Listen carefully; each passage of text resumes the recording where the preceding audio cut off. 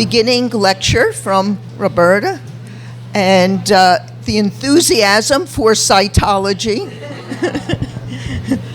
I'll relate the fact that when I was out of veterinary school and I was a practitioner at a small animal hospital, I was interested in pathology and cytology, and what I would do was take the tissue sample that we would send to the laboratory for histopathology, and I would imprint it on a slide, or I would scrape the tissue or aspirate it and put it on a slide, look at it first, make my own decision, and then be corrected by the histopathology report.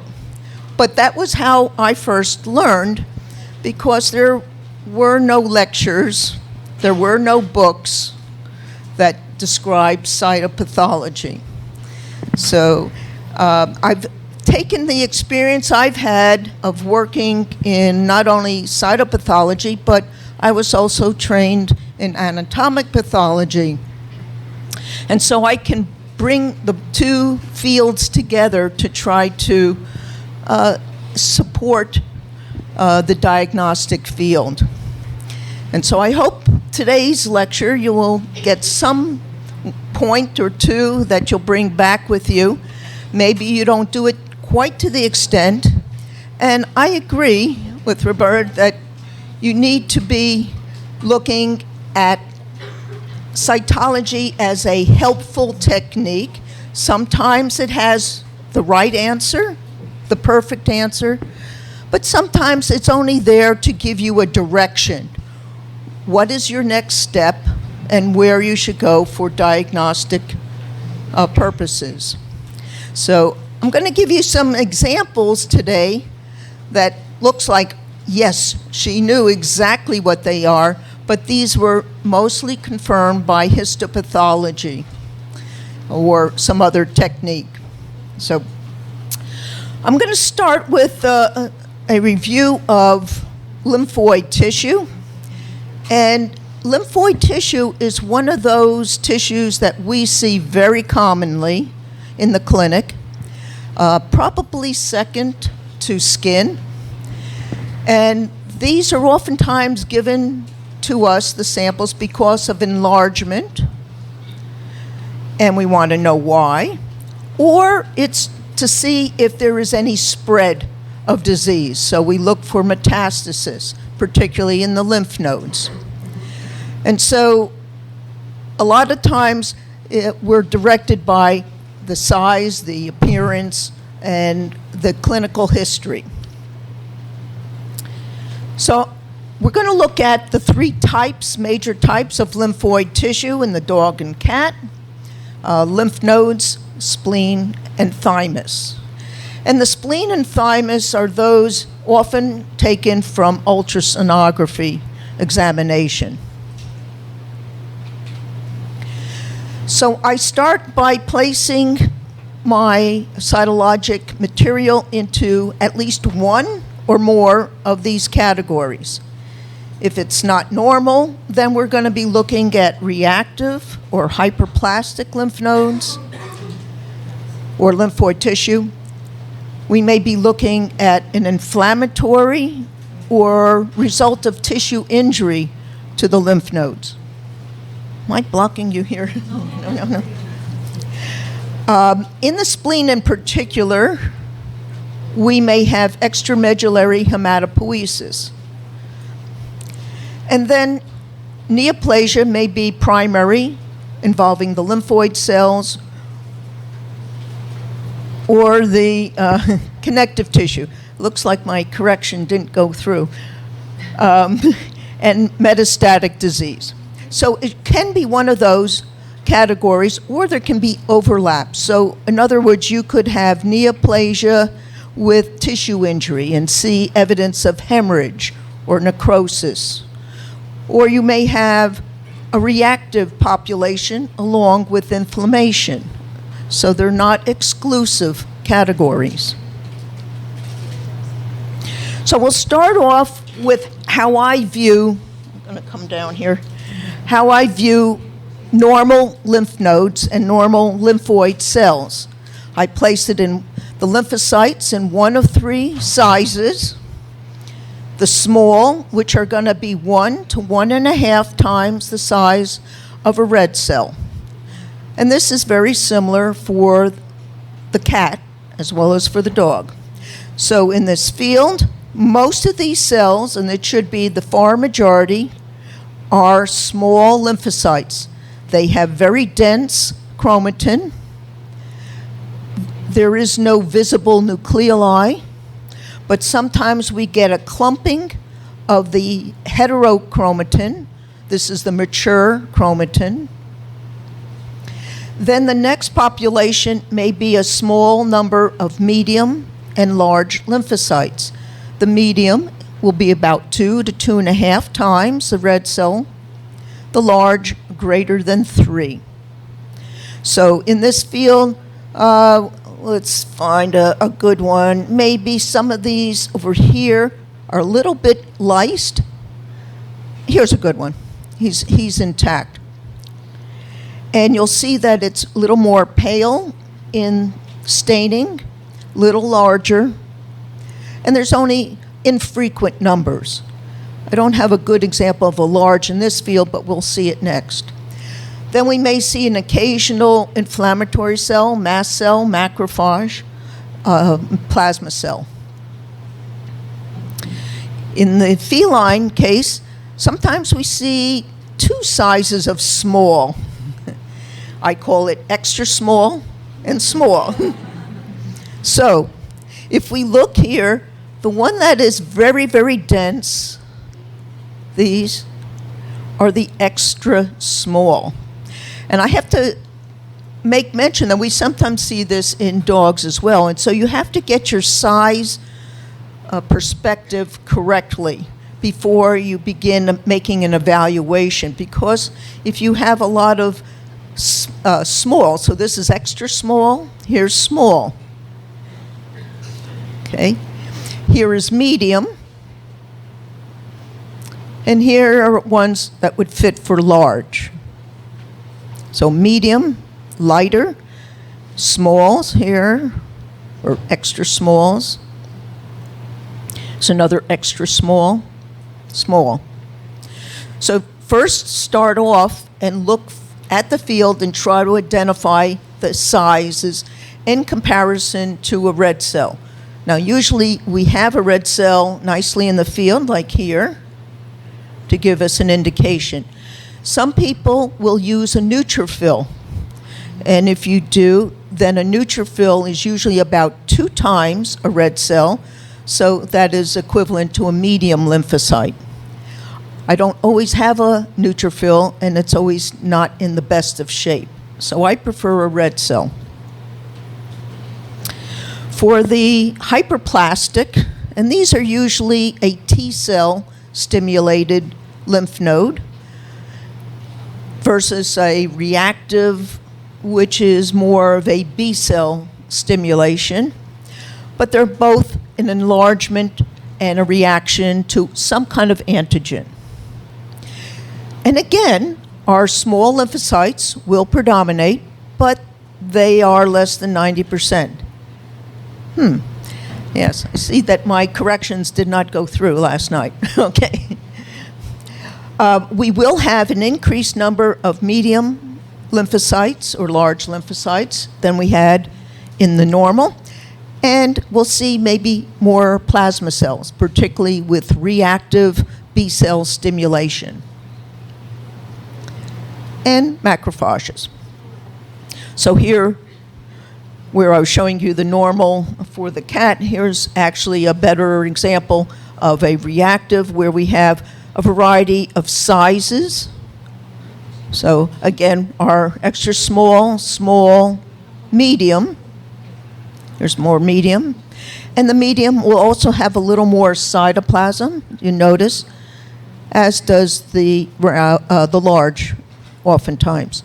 Now I only use the nucleus for the size comparison. So if I take that red cell and I fit it in here, I can probably fit at least 4 red cells, maybe 5.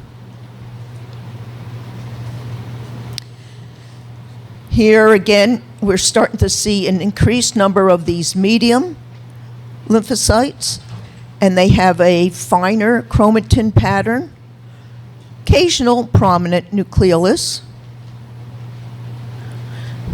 and here a little lighter, and down here. So we begin to see more of these medium. When we begin to see plasma cells, they can be just a few or quite numerous, as we see here. And typically, they have increased basophilia with a prominent Golgi zone. And if they're really stimulated, we might see the presence of these vacuoles, the Mott cell, as we see here. Okay. And these are filled with immunoglobulin packets called Russell bodies. Now, we're used to seeing them as round, circular structures, fairly uniform, but they can be quite variable, like this. So it's not uncommon to see the round but irregularly sized Russell bodies, and over here, they're in strands or strings of a crystalline material. And if you stain these with a PAS stain, they are positive.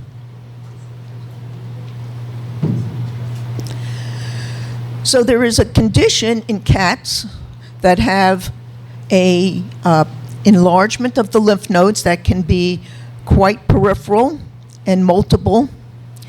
And this is found in young cats, usually less than 2 years of age, and it can be misunderstood as a neoplasm because of the generalized lymphadenopathy. And when you look at it histologically, it has a lack of normal structure, so we don't have the nice follicles, but there is still mixed cells.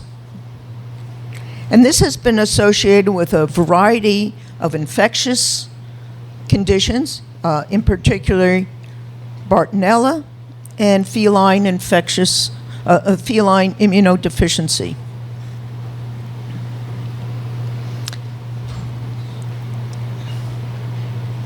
But the biggest problem is that it may be misunderstood for lymphoma.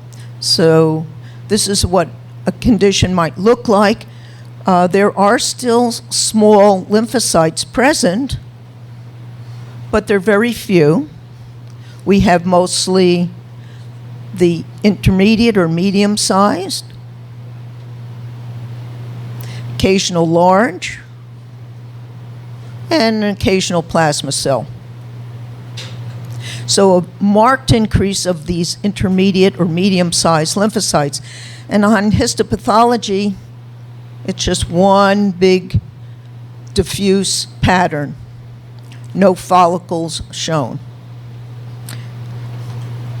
So you have to keep in mind, if you have a young patient, a young cat, this might be just a reactive condition to another underlying infection, and need to look for that as a concern. Now let's look at inflammatory reactions. And inflammation, well, we're going to see inflammatory cells, and we're going to divide it whether we see neutrophils, eosinophils, or macrophages. And then I will classify it as a neutrophilic lymphadenitis, eosinophilic lymphadenitis, or if we have multiple, mixed cell, we can say, or we can say a neutrophilic and macrophagic lymphadenitis. But I like to use the terms of what cells are involved rather than terms such as acute or chronic, because that varies in understanding among individuals. So here, while we may have an occasional neutrophil in normal, here we see several macrophages. So this suggests that there's something more going on. And again, many of these cells are medium-sized. So what we think about are the infectious agents, listing just about everything that can cause that. And also, we have to think about injury. This may be from a neoplasm coming into the lymph node, or we may have trauma, injury, foreign body reactions. All of these may result in an inflammatory condition. So this is one, again, for you to kind of look at and see what you see or don't see. Okay. So first of all, we see a mixed population of cells. Readily can see the neutrophils, and they appear to be a little bit karyolytic. They're not very sharply segmented, so there may be an early stage of degeneration. We also see macrophages. They're vacuolated. Okay. And the majority of the cells here appear to be medium in size. So something is stimulating, and we have a hyperplasia along, it looks like an eosinophil here, along with it. Okay, I'm going to point out this. Yes. Now, it may seem very small, but it's extremely diagnostic. So this is a situation where cytopathology really is important for diagnosis of this condition, much more readily than histopathology. And this negative staining rod, and you can begin to see others around. And here, oops. Again, we can pick out negative staining rod, and in the background, wherever we have protein material, we'll be able to pick out, here's a good one here, pick out these agents. So this is transmitted from a bird, the Mycobacterium avium, which we find pretty commonly. Okay, here's another one that, again, very diagnostic. I showed you an example yesterday in the bone marrow, but this yeast histoplasmosis can look very similar to sporothrix. However, sporothrix is much more elongated and oval rather than round. And there's actually another kind of species of yeast, Haemonia, that looks very similar. So yes, we can have a good idea that it's probably histoplasmosis, but again, this is where you might want to further identify with either culture or PCR testing, if available. Now here's a condition that I understand you see in southern Brazil. And this is a condition transmitted by salmon that are infected with a fluke. And those salmon fluke will then invade into the intestine and transmit the bacterium. And so the bacteria we see are these very tiny dots, fine granular appearance that usually shows up within the macrophages. And this is in the lymph nodes. It becomes somewhat systemic. And so this organism of Neorickettsia helminthica, I should say, is something that we can readily, again, diagnose. This is showing the scenario for that. and how the dog eating the fish who have been infected by the form of the fluke that has been released from snails as an intermediate host.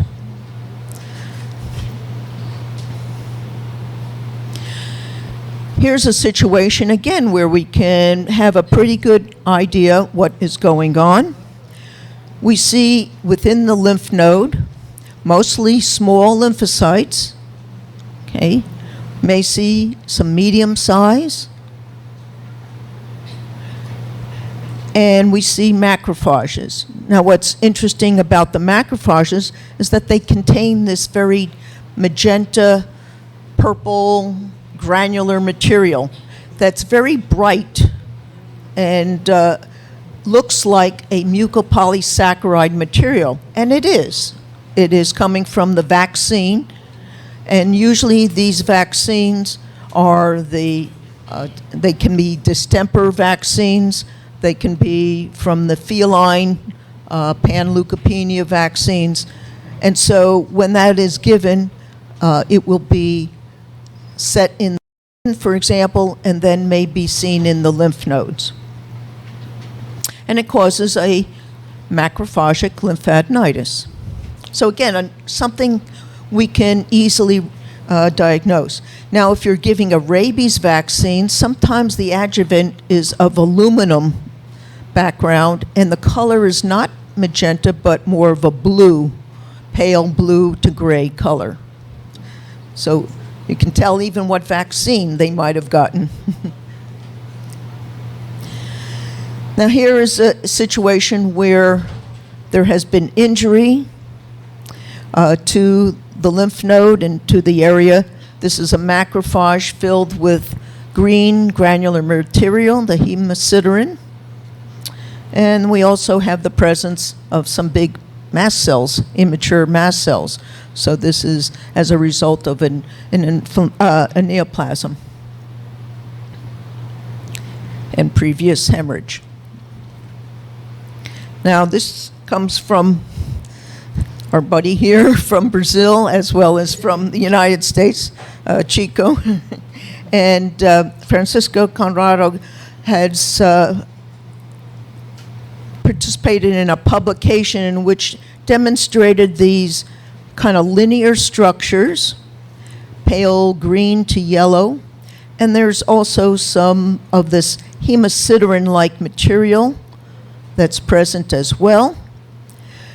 And these can be mistaken as hyphae from fungal infections. They are oftentimes in the spleen, but this one is coming from a lymph node. We can see it here as well. And these are the gamma Gandhi bodies. Have you never seen that? To be honest, I haven't seen one personally. I always see a resident showing me, what is that? What is that? So it's usually what we call siderosis. On the spleen, you may see that white frosting on the spleen grossly. It's oftentimes this material that contains calcium and iron together.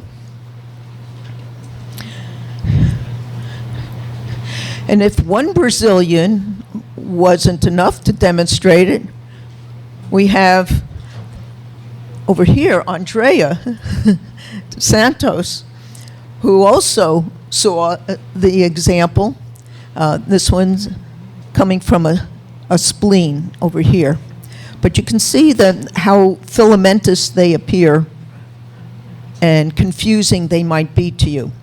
Here's the regular Romanowski stain, and then we have it with Prussian blue showing the iron content, and then the calcium content with either a von Casa or the alizarin red S stain that can be used.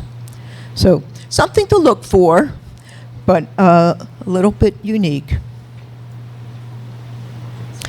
Okay, now I know we talked about lymphoma a little bit, and again, a diagnosis is very easy on cytology.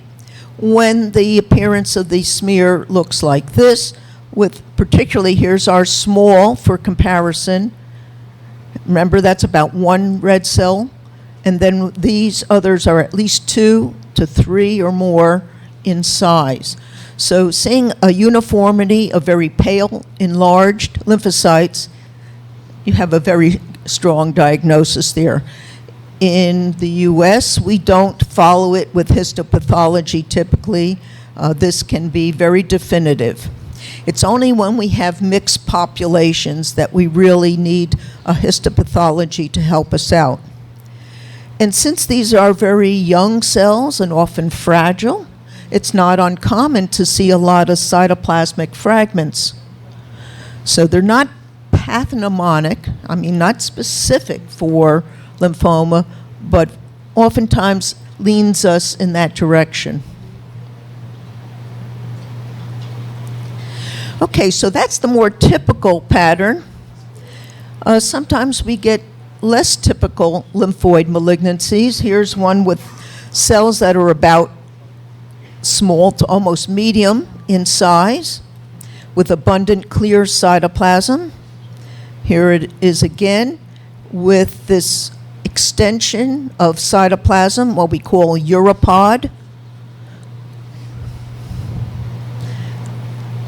Some of them here, very minimal cytoplasm, very round. This happens to be a B cell. This happens to be a T cell. But we can't know for sure on just morphology alone. We can have a good guess that this is T cell. Here we have an inclusion within the lymphoid cells, single pale gray round inclusion, looks like a Mott cell with a single Russell body. And in fact, if you stain it with PAS, that's exactly what it is. And some forms of lymphoma will have this very readily, both a plasma cell type or ones that are more indolent, called marginal zone lymphoma. And that was this condition. So these cells with the extension are also called hand mirror, so that you can look at yourself and see, or tennis racket if you're into sports. It has all kinds of names. But these are typically the small T cells that are in the interfollicular region of the lymph nodes, and what we call the T-zone. And this T-zone lymphoma has become very popular of late.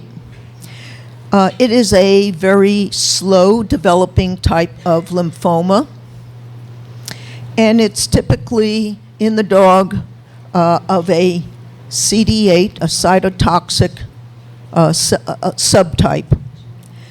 Other features involve a loss of a very common leukocyte marker, CD45, and in some cases the prominence of a CD21 marker, which is typically a B cell marker, but actually involved with complement activation.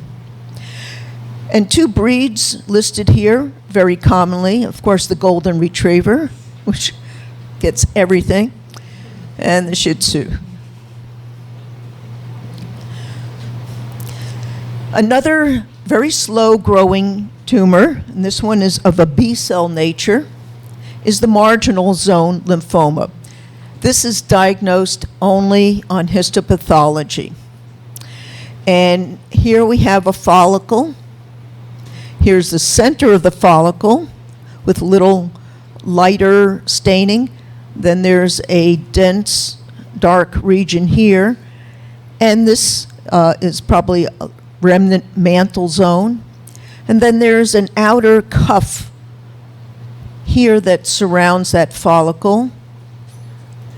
And these are the marginal zone lymphocytes. Now, they have a very unique appearance. And we see some example here in which they are medium sized with a very single prominent nucleolus. And so we don't see these typically in normal lymph nodes, but in stimulated lymph nodes or in neoplastic lymph nodes. So if you see these kinds of lymphocytes, you might want to rule out lymphoma, but we can't rule it in for sure. Okay, so here we have some cells. They're very irregular, mostly small lymphocytes, then some more basophilic forms, and over here we talked about yesterday, if you were here, you saw histiocytic cells. So the tendency is to jump to say these are histiocytic, but remember I told you, be cautious, because this is actually a B-cell lymphoma.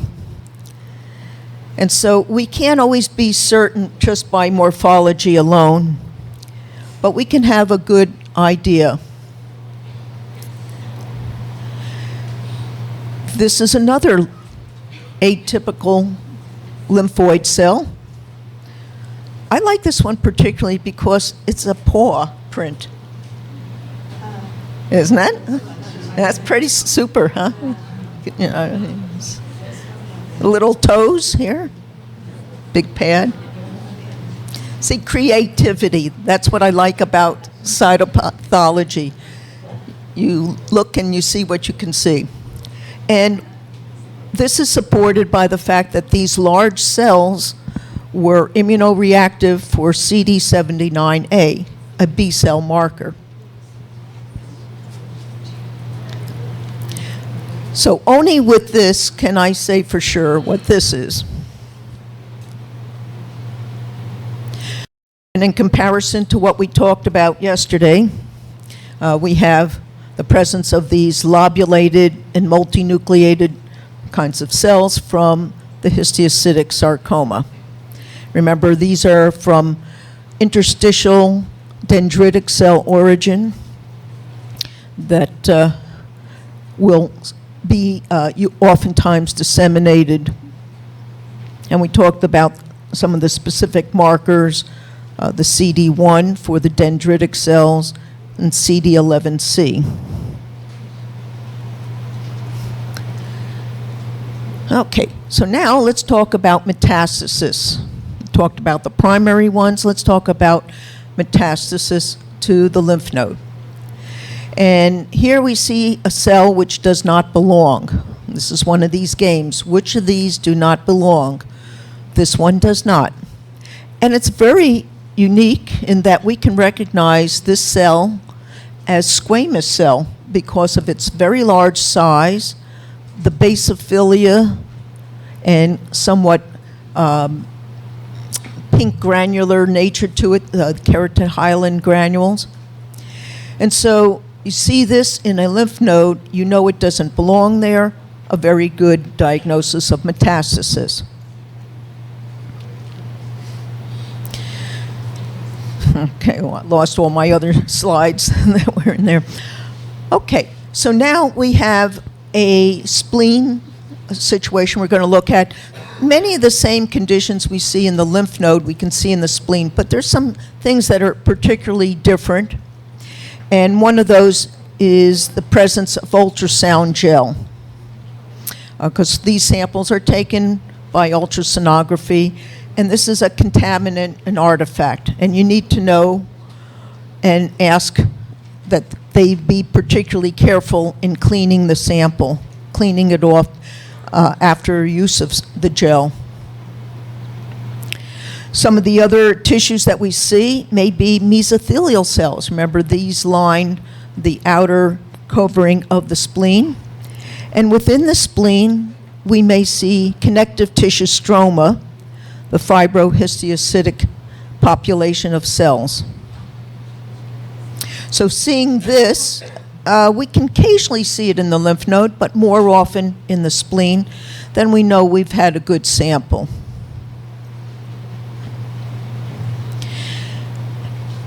And then looking at our reactivity, very similar situation.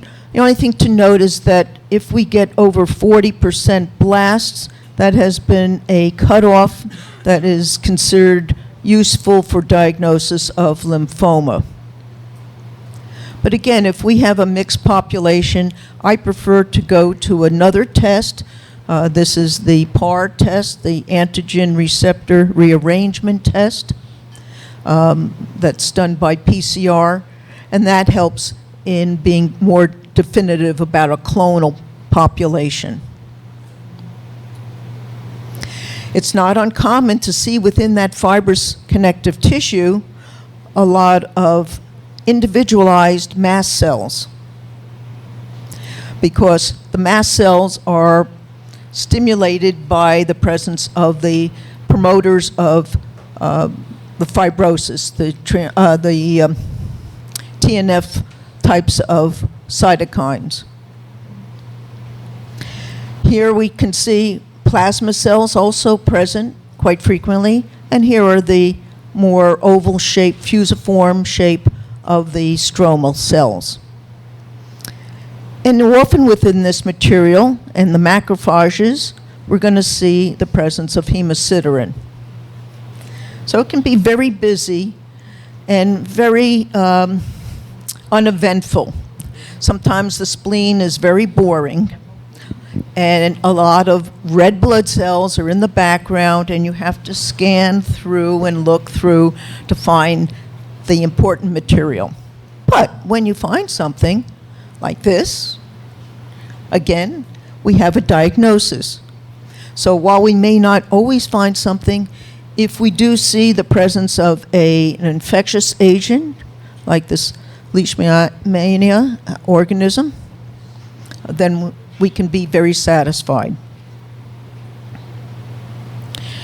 I mentioned that extramedullary hematopoiesis is particularly common, and in fact, in a study early on, looking at the samples from the spleen, a quarter of those had extramedullary hematopoiesis, very common.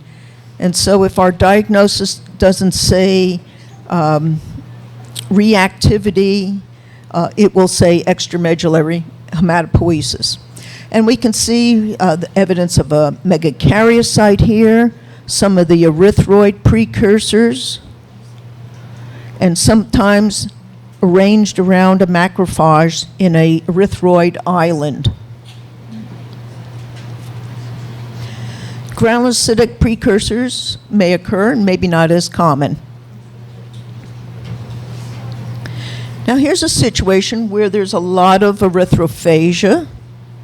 We talked a little bit about that with the histiocytic diseases and the concern that maybe we're dealing with either a hemophagic histiocytic sarcoma, or we may have a hemophagic syndrome, or we may have a condition in which there's activity because of the presence of a organism, as you see here, mycoplasma, on the surface of the red cells, and this is a reaction to that, may be in part immunologic, and so we have to consider, is this an immune-mediated disease going along with the mycoplasma infection?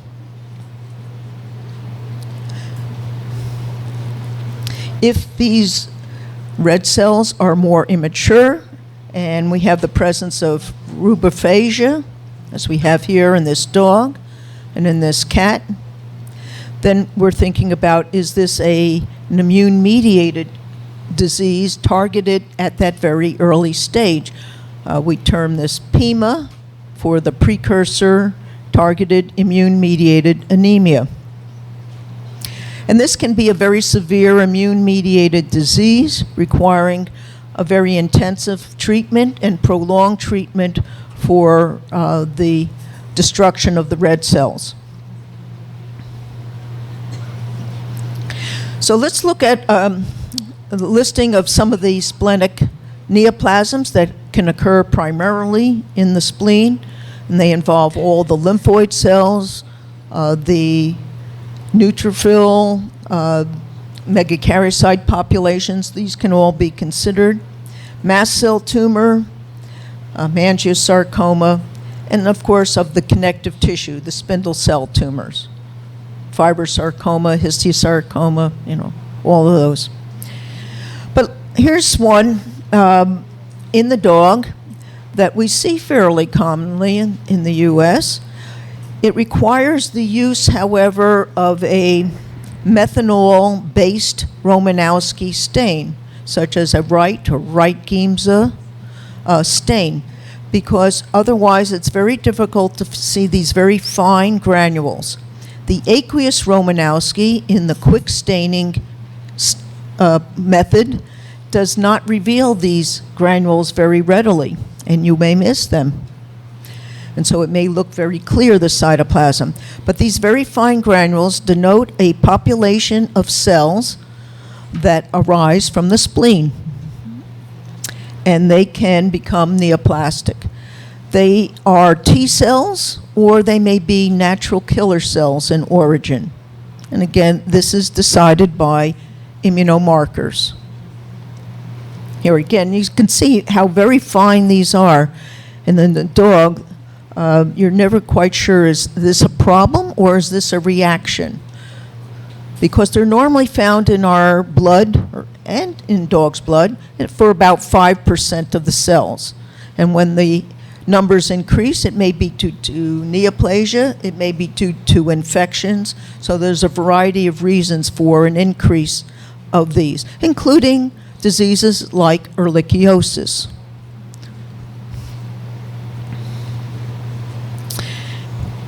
Here again is the marginal zone lymphoma, with this particular marginal cell denoted by a very prominent nucleolus. Okay. And you see how mixed the population is. A lot of small and a lot of medium. Again, we're looking at only the size of the nucleus. And here are those cytoplasmic fragments I spoke about. They look very much like platelets, except that they are the same color as the cytoplasm.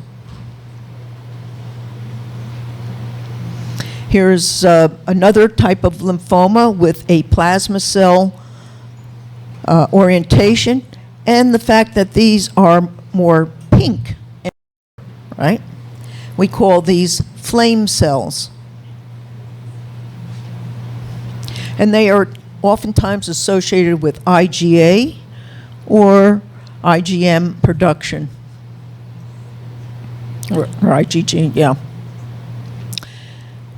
In this case of a plasma cell tumor, we can identify the presence of these very atypical cells, multinucleate cells, irregular nucleus, by the use of some immunomarkers, in this case, MUM1 nuclear marker for plasma cell. Various sarcomas, the hemangiosarcoma, very large cell, oftentimes many times the size of normal lymphocytes. And these typically have punctate vacuoles. If they are arranged in a sheet, they may seem like they're epithelioid in nature because they are very tight in adherence. Fibrosarcomas, oval-shaped nuclei with indistinct borders of cytoplasm. And we can tell that these are hemangiosarcoma cells by use of an immunomarker for the endothelium, CD31, or von Willebrand's factor, also marking the endothelium. All right, so now we'll progress to the thymus. And while we don't see this as often, there are indications the animal comes in with respiratory difficulty, and on examination, usually radiographic examination, a large mass is found in the cranial thorax. And so now there are some differences in this lymphoid structure from what we had in the spleen. In addition to small lymphocytes predominantly, an occasional medium size, we may see some epithelial-like cells in variable amounts and small numbers of mast cells as the animal ages. In the young animal, we don't see the mast cells, and that is because the mast cells are arising from the fibrotic reaction. And as the animal ages, the thymus atrophies, we see an increase of connective tissue, and then hence the mast cells in response. So that's why we'll oftentimes see it in advanced situations of neoplasia. So here is taken from a young dog. We can pick out the small lymphocytes throughout. And then there's these larger pale cells that are not very distinctive looking. They almost look like macrophages. And they're very difficult to be sure these are epithelium. Now, if you use a marker for epithelium, a cytokeratin, these will be positive. But otherwise, on appearance alone, it's hard to distinguish from a macrophage. So I'm going to talk a little bit about some of the thymic neoplasms, and I've kind of just changed my understanding in preparation for this talk because of an article I just read that came out last year. And it gave me a different perspective on the thymic epithelial neoplasms. And so now we can either have thymic masses that are lymphoma or are epithelial tumors, a more broad category. And under that category, we can think of more benign or slow-growing masses versus a much more aggressive and metastatic lesion. I used to think we could be more distinguishing between this, but it turns out that looking at the prognosis and the outcome of these cases in a study where they reviewed the histopathology, you can't. So we have to be a little more general now and just call these epithelial tumors. And then even on histopathology, they can't be actually sure. So you may have to see, is there metastasis? Is there invasion? And I'll talk about some of the prognostic features. So here's a lymphoma in a cat that has a CD3 epsilon positivity in all of these lymphocytes. So a good diagnosis and clonal expression somewhat. And now here we get to this epithelial tumor. We think this is a thymoma, but it was removed surgically and it appeared to have no metastasis associated with it. So maybe this is just a benign lesion. But these can come back if they're not truly a benign lesion in a couple of years. So it can be slow growing. Now here in this kind of connective tissue and thymic epithelium, very dense overlapping tissue, we'll see occasional mast cells. Or here's a single mast cell, and here is a sheet that we were able to find individually. And it's not easy. This isn't a deteriorated sample. This is fresh, yet they don't retain their nice structure easily.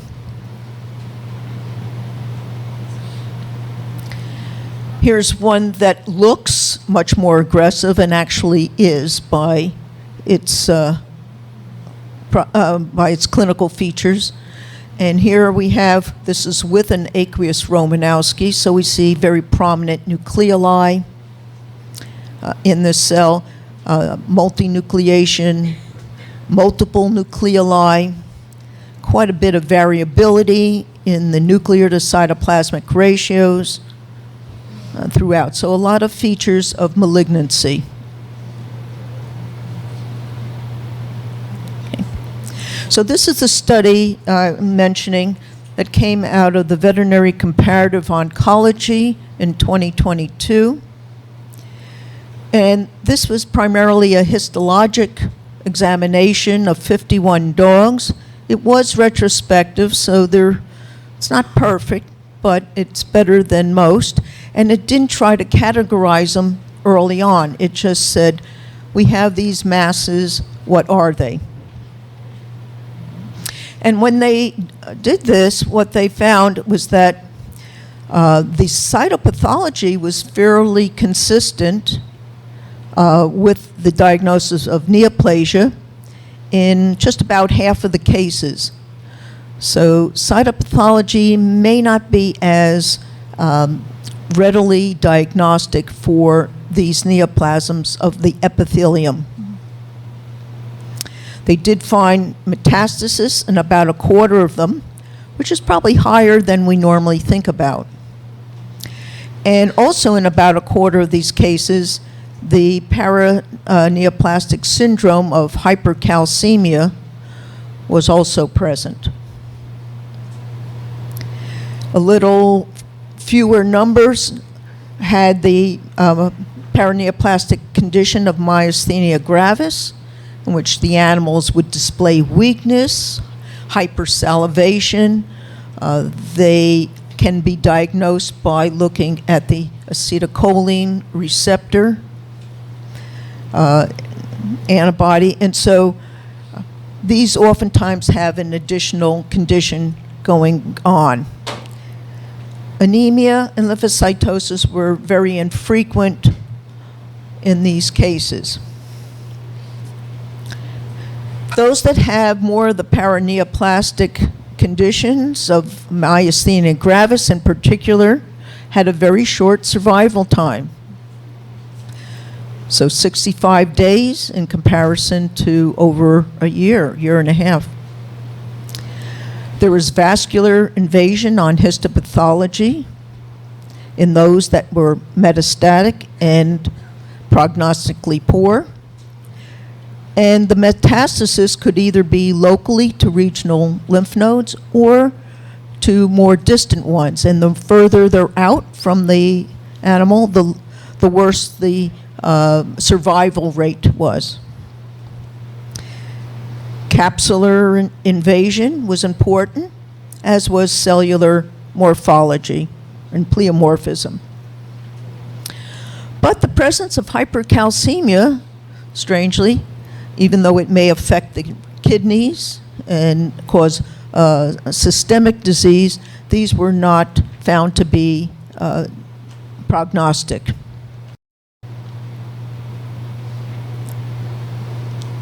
Okay. So we've gone from the beginning of the animal down to the bottom here. This makes you think a little bit. I bet you're wondering, how does it come through the butt? All right. So now we'll give you some cases to think a little bit about. This is a cat, mesenteric lymph node. The animal's presenting with typical signs, nondescript signs, lethargy, vomiting, anorexia. We see a non-regenerative anemia, hypoproteinemia.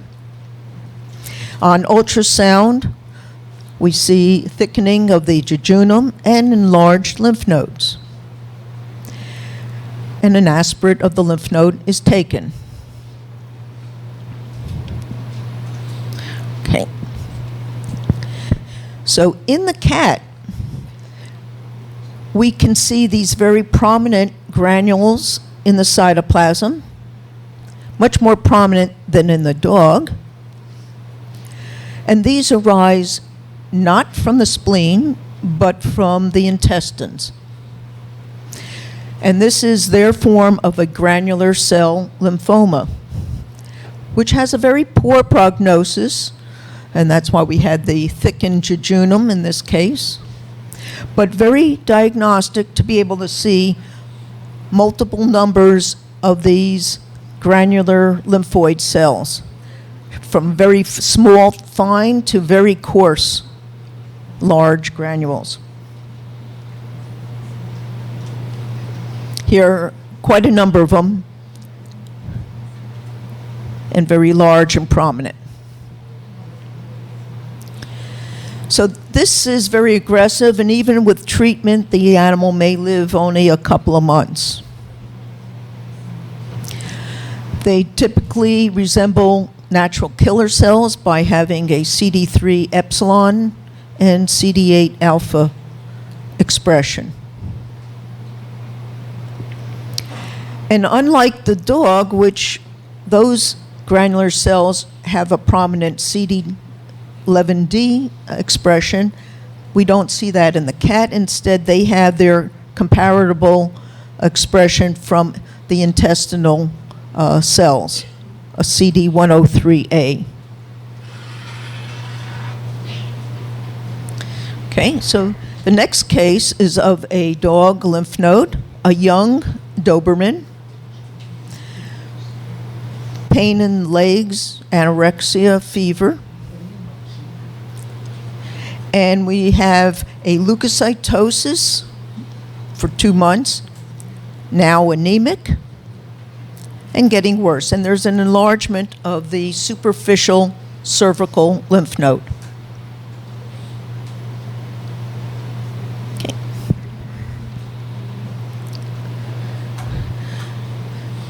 So some things you notice right away, these are larger cells.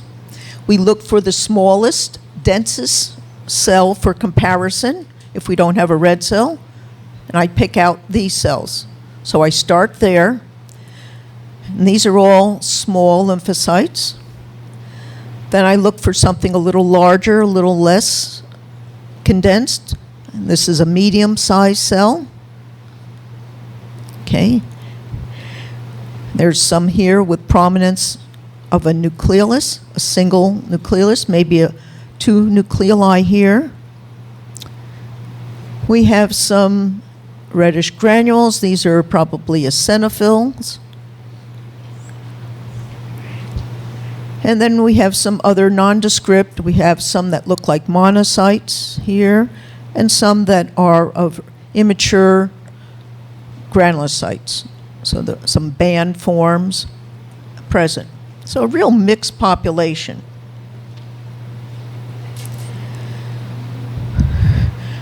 So if you're not familiar with the cytochemical stain of chloroacetate esterase, which can be used very readily on a smear, these mark granulocytes or mast cells. There's another one.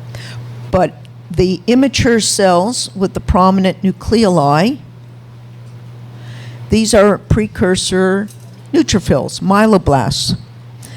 So that prominent single nucleolus was not a marginal zone cell, but rather this was a metastasis of a granulocytic leukemia. And always keep your mind open to the possibility that not all round cells are lymphoid.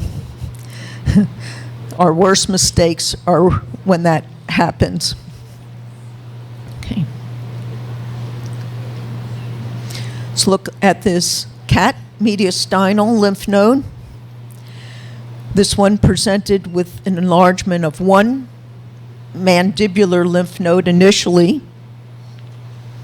This was found to be a mixed population of neutrophils and macrophages with reactivity, so some medium-sized lymphocytes and plasma cells. And then a second lymph node came up in the mediastinal area. And we aspirated. And this is what we're seeing.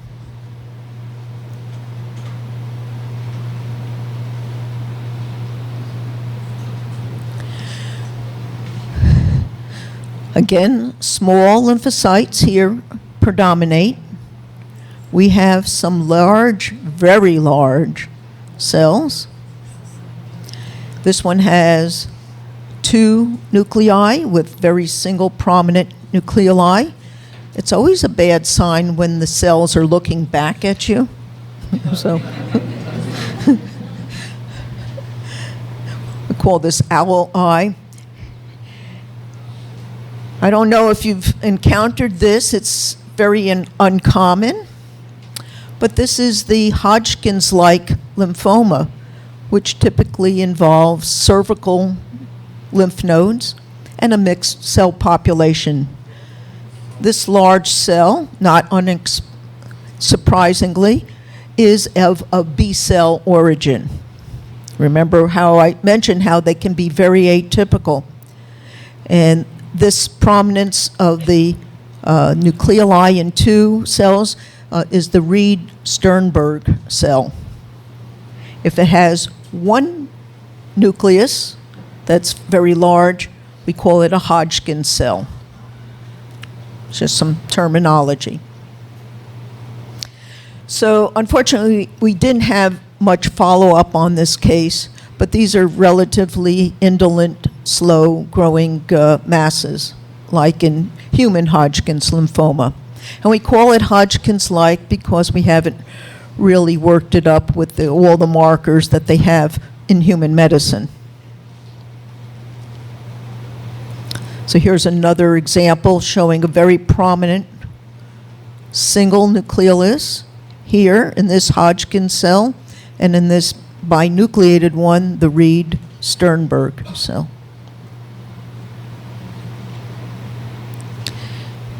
In these large cells, again, we would pick up with the markers for B cells. This is a situation in which an animal, a dog, presented with a mass on the nose. An aspirate was taken, and we have individualized cells, some spindle, some rounded, within a matrix, dense matrix, a eosinophilic matrix that we interpreted as likely osteoid. And a diagnosis of osteosarcoma was made. And then they took an enlarged lymph node to see if there was any metastasis. And this was the lymph node. So looking at this, it's not readily noticeable. We have a mixed population, mostly small lymphocytes. I'd be hard-pressed to say I see a neoplastic cell in here that I can identify. And so Roberta may have had some experience with this material as such in her training at the University of Illinois. And so what I did was to apply to a unstained slide a stain of alkaline phosphatase. And in that smear, it picked up readily these occasional cells in the lymph node. Macrophages do not stain with the alkaline phosphatase. And so we were able to diagnose metastatic osteosarcoma. So that's another helpful way to use lymph node material we're unable to see and use a more definitive stain for that tumor mass. Okay. And then this last one I'll leave you with. This is a little confusing situation. I've not encountered it often. It's usually been at the University of Florida, and Chico gave me an example of one as well. But this dog, for example, came in for treatment of an oral melanoma, and they used a vaccine and treated it. And then at some time later, came back with enlargements of the spleen and lymph node, and a splenic mass was aspirated. We see collections of cells in grouping like this, which is an unusual formation. And on closer examination, we see that there is a macrophage in the center, and it looks like there is a group. These are fans of the macrophage. These lymphocytes are groupies. We call them groupies. So they are very much engaged with this macrophage, and they're actually within the macrophage. So they're not being phagocytized, but they're passing through in peripolesis. And this can happen. This is that same case, and here is another case in which it's very dramatic. Cuffing reaction. Has anyone seen this before in lymphoid? I know, it's not very common.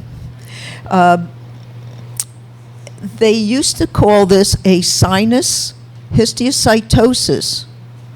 And in the center medullary areas of the lymphoid tissue, in the lymph nodes, and in the spleen, we see it in the red zone area, the red pulp area. You will see this sometimes in reaction to inflammation or whatever. But what we've seen it mostly associated with is a lymphoma. And in people, they actually have a name for this condition, Rose Hoffman, which just indicates that this cuffing or peripolesis is a very prominent feature of the disease. But as I say, if you see this, think lymphoma, and the two cases we had were both associated with a lymphoma. 2 out of 2. Can't really say much. But something to be looking out for and consider as you look at samples of lymphoid tissue. So we're coming up on Halloween, and if you dress your animals, we have a guinea pig up here with a little hat, a little gaucho.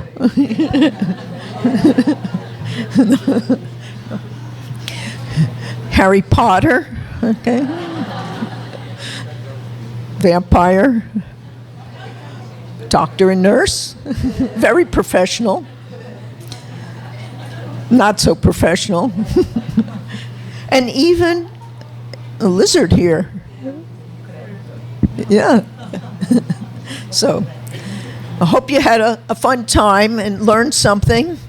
I thank you for attending and listening. I hope you can go back to your laboratories and bring back some new information. So, obrigado.